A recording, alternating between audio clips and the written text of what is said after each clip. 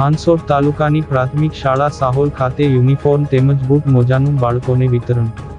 હાંસોટ તાલુકાની પ્રાથમિક શાળા સાહોલમાં હેમલતાબેન ચેરિટેબલ ટ્રસ્ટ તેમજ કે.એમ. ચોકસી કોસંબા સુરતના સંયુક્ત સહયોગથી શાળામાં અને આંગણવાડીમાં અભ્યાસ કરતા તમામ બાળકોને યુનિફોર્મ તેમજ બૂટ મોજાની સાથે દરેક બાળકોને પૌષ્ટિક બિસ્કિટનું વિતરણ કરવામાં આવ્યું.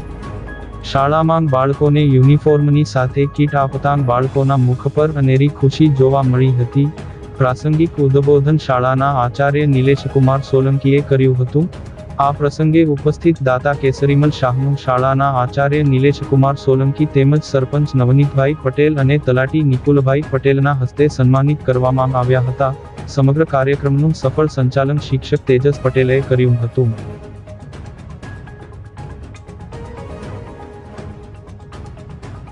અત્રેની પ્રાથમિક શાળા સાહોલમાં આજરોજ શ્રી હેમલતાબેન ચેરિટેબલ ટ્રસ્ટ સુરત કોસંબા તેમજ શ્રી કૃષિમલ શાહ કે.એમ. ચોકસી પરિવાર તરફથી અત્રેની શાળામાં અભ્યાસ કરતા તેમજ આંગણવાડીમાં અભ્યાસ કરતા દરેક બાળકોને બૂટ મોજા અને યુનિફોર્મનું વિતરણ કરવામાં આવ્યું હતું. સાથે તેઓને પૌષ્ટિક બિસ્કિટનું પણ વિતરણ કરવામાં આવ્યું હતું. જે બદલ શાળા પરિવાર વતી તે સર્વનો આભાર વ્યક્ત કરું છું અને આગળ પણ આવા સેવાકીય પ્રવૃત્તિમાં જોડાઈ રહે એવી પ્રભુ પાસે પ્રાર્થના કરું છું.